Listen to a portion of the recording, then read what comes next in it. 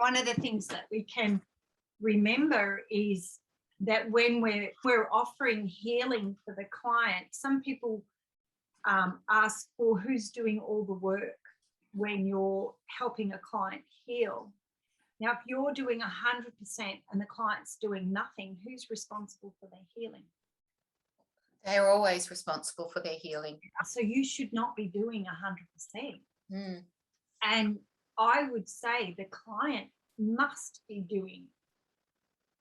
All right, maybe they can't do 100% because there'll be blocks or there'll be doubts or maybe they don't know.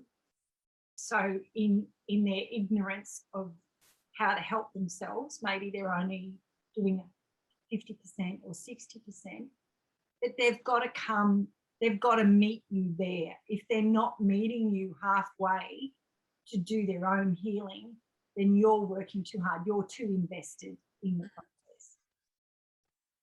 So it's really important that you're plugging them in. You're that conduit that's allowing healing to come through.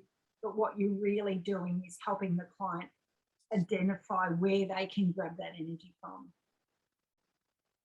So Heidi, when you were talking about using, checking in with your own energy before you started testing for someone else, you're actually, already you're healing yourself. You don't need to see the practitioner to check in with your own energy.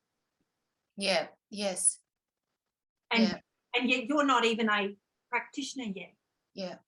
So you can easily teach your clients how to start checking in with their own energy and making sure that they're looking after themselves in that process.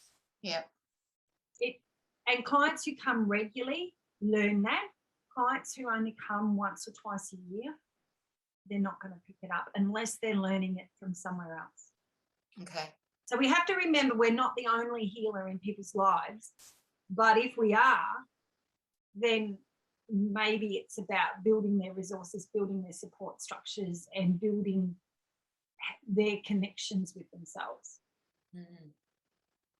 Yeah, so it's not always about, as a practitioner for me, it's not always about them coming in and saying, oh, well, I have this goal, this is what I want to do. Sometimes I'll say, we've been working on this goal for a while, we've been going around in circles. It sounds like you're not actually using the skills that you have to bring this about. So yes, you want to walk 3 times a week, but what inner resource are you not bringing up to make that happen? And that comes from work. You can't do that with somebody you've only just met, usually. You need to know them. You need to have gone around in a circle in your balancing process and balanced everything, and then see, well, look, we've already balanced everything, so there must be something deeper here. But that's moving. These are big picture kind of conversations that it's handy to have the language of and to see, well, this is where I'll go when I've been a practitioner for a year or 2. This is when I'm building my skill level. You don't have to do it right now, but I'm just becoming familiar with this style.